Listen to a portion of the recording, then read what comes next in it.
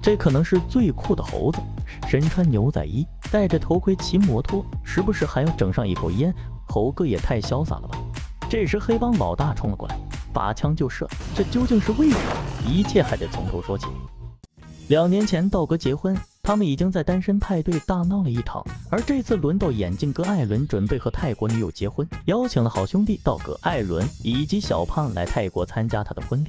艾伦路上遇到了从美国回来的未来小舅子，他是特地赶回来参加亲姐的婚礼。又到了单身夜，4人带着小舅子来到沙滩上准备喝一杯，因为有了上次的经验，他们都非常小心，约定喝1瓶啤酒就早点休息。Did it, buddy? Sure did. Cheers. Cheers. Cheers. 奇怪的是，他们啤酒下肚醒来已经是第2天，历史总是惊人的相似，他们竟然喝断片了，对昨晚发生的事情完全一无所知。醒来的他们发现自己在一个破旧的宾馆房间里面，新郎艾伦脸上居然纹了个泰森同款纹身，但还好这次新郎没丢。众人怀疑这次是不是又是小胖搞的鬼，可小胖发誓不是他，并且毛发茂盛的他也让人剃了度，但小舅子这次却喝丢了。这时跑出一只猴子，拿着一根指头在玩，而这根指头正是小舅子的手指头。这下糟了，小舅子要是把命弄丢了，这婚也别结了。就在这时，他们的老朋友周突然冒了出来，他说他记得昨晚的所有事情，可是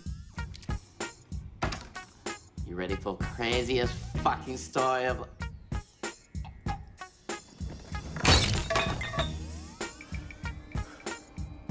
Fuck, he's dead.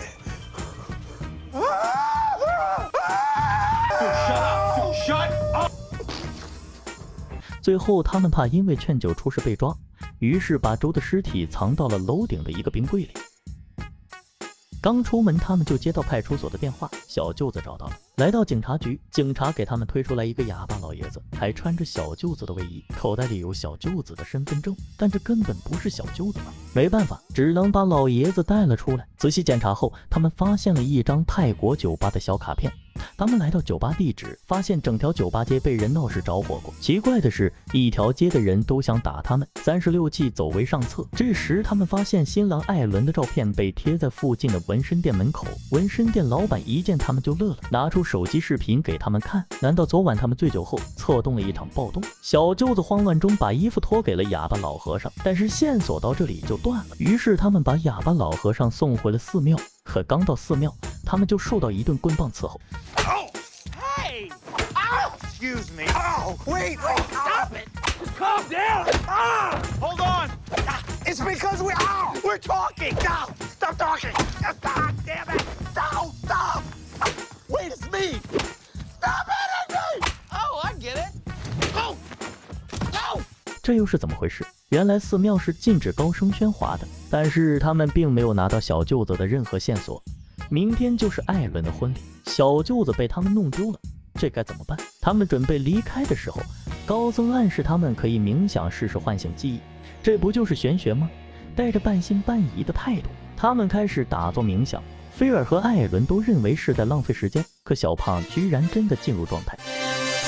酒杯一拿，什么都不怕。喝啤酒，闹酒吧，一口吹瓶怪力肉，接下来要去哪，全都知道了。小胖当场开光。随后，小胖带着一行人来到另外一个酒吧，谁知酒吧老板给他们拿出了一把枪，说这是他们昨晚盯的。小胖还以为是玩具枪。这里还是没有小舅子的消息。他们走出酒吧后，被2个鬼火少年袭击，并抢走了那只猴子。原来昨晚他们醉酒后胆大包天，偷走了黑帮老大的宠物猴。眼看事情无法收拾，小胖这次又摊牌了。原来小胖从一开始就不喜欢艾伦的小舅子，于是就在喝酒的时候给小舅子准备了事先加料的糖果，没想到意外被大家给吃了。小胖这货绝对是命里坑队友的，新郎艾伦直接爆了，一个猛虎扑食把小胖扑倒。小胖白花花的肚皮露出2行字：今晚6点酒店见。只剩下20分钟了，他们来不及吵架，连忙赶到酒店找人。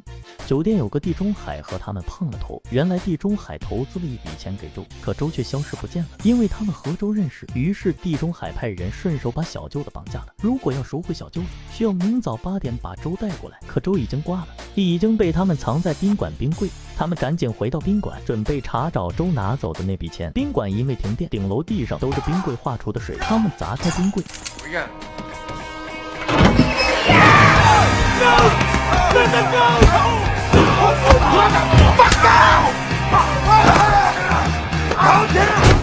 原来周并没有死，要不是停电，不然真就挂了。根据周的回忆，他们要找的存折在那个猴子的衣服里，他们得把猴子找出来。他们来到黑帮的地盘，发现猴子正在抽烟，看着吞云吐雾的手法，一定是个老烟枪了。生意一来，将烟熄灭，快速行动，跳上车窗，一手交钱，一手交货，行云流水，一气呵成。原来这猴是黑帮销赃的媒介。终于明白黑帮老大为啥那么着急找这只猴了。几人假装买货，像顾客一样将钱亮出来，果然吸引来猴子。说时迟那时快，艾伦找准时机，一把抓住猴子，开车跑路。黑帮老大怒火中烧，追了上来。他们在泰国的街头疯狂飙车。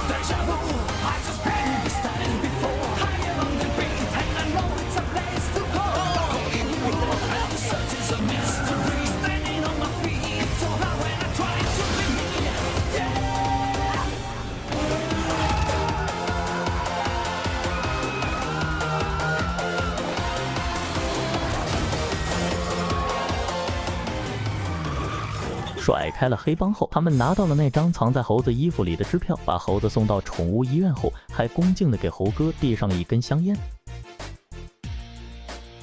最后他们来到酒店天台，和地中海完成了交易。就在他们以为万事大吉的时候，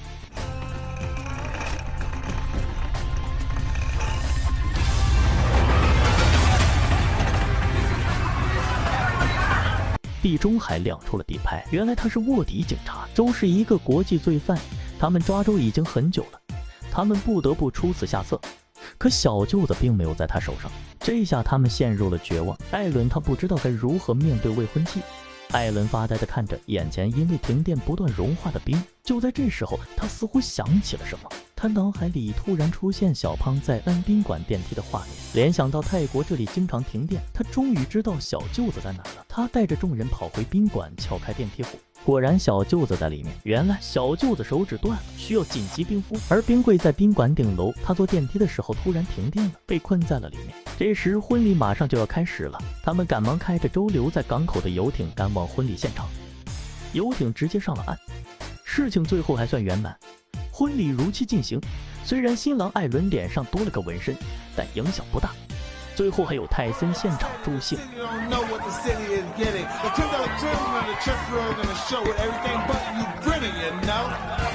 影片结束，感谢大家观看，关注收藏不迷路，我们下期视频再见。